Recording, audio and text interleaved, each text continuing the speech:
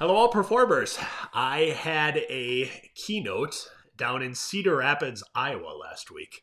And I was doing the closing keynote for a group of project managers, and we talked a lot about peak performance routines and mindset and belief systems and everything else. And I shared the story of my brother and the story that centered around my own self limiting beliefs and how I really looked at how I wasn't smart. I thought I was never going to be as smart as my brother, didn't try very hard in school, and was just an average academic student all the way through until my junior year, basically, of college. And there was a gentleman that walked up to me afterwards. And because it was the closing keynote and everyone was leaving afterwards, we actually ended up talking for quite a while after that. And I guess he really related to my story because he has a son and a daughter. Son's the oldest, and then daughter is a couple of years after him. And I guess the son is extremely accomplished academically, a lot like my brother.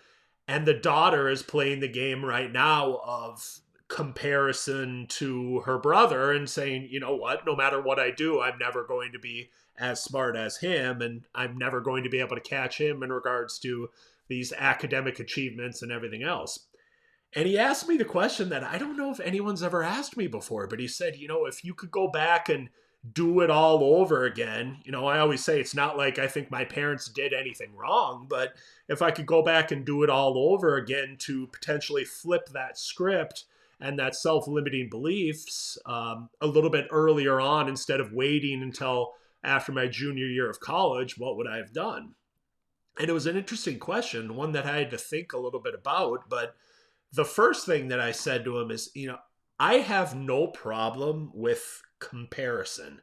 And I know there's a lot of comparison that goes on in our society, and I'm not naive to the fact that there's even more comparison that goes on when people are teenagers and your brain isn't fully formed and you haven't reached adulthood. So I think by the time I got to that point of being in my junior year of college, I was just better equipped to not make that comparison necessarily the same way that I made it before. But again, I don't have no problem with comparison and us comparing ourselves to other people. But the thing that I will always say is if you are comparing yourself to anyone else in any area of your life, is that helping you or is it hurting you?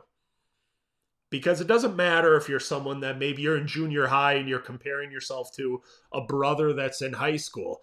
Is that helping you or hurting you? If it's you or me comparing ourselves to an athlete or comparing ourselves to someone in a higher up position professionally or just anyone else out there, is that helping you or hurting you?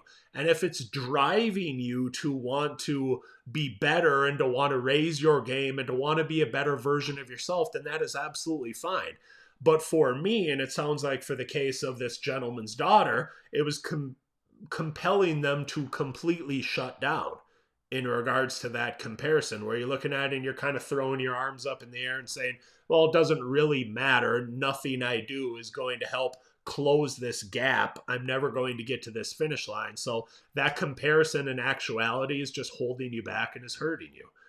So you have to understand in any area at any time, if you're comparing yourself to someone else, what effect is that having on your overall attitude and your mentality and your feelings and your actions, which in turn will become the results that you get and ultimately the life that you live. So that's kind of the first part. And then the second part, and the advice that I really gave him is, okay, if she's looking at it right now and if she feels like she's never going to be able to close the gap, one of the things I also talked about in my closing keynote was the HBR study that talks about the progress principle, right? And how assuming that we feel we are doing meaningful work and we are doing meaningful, impactful things with our life, then one of the best ways that we can stay motivated in anything we're doing is to feel like we're moving the ball down the field and to feel like we're making progress. Where we're a little bit better today than we were yesterday, and we'll be a little bit better tomorrow than we are today.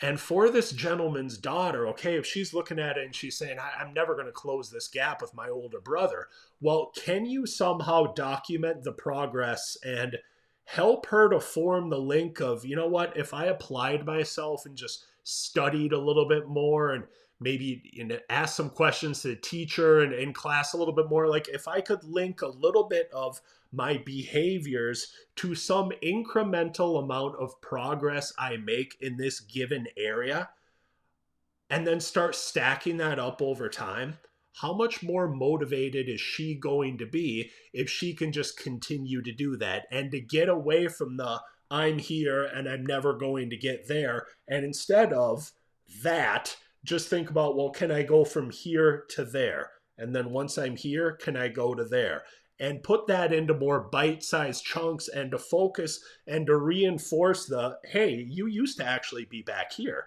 and you're here right now. And if you continue to do that, you are going to be there.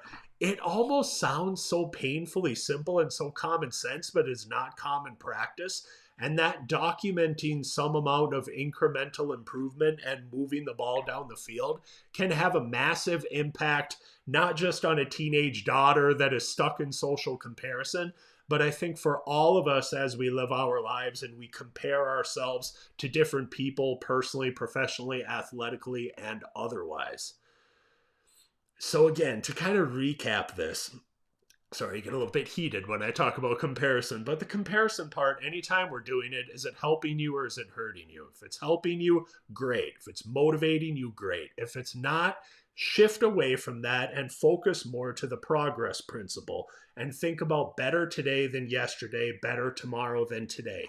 If you can do these two very simple things, I promise you are going to be more motivated, more empowered for anything that you're trying to outperform in life, personally, professionally, athletically, and otherwise. So, as always, wishing you the best of health, happiness, and high performance. Have a great day.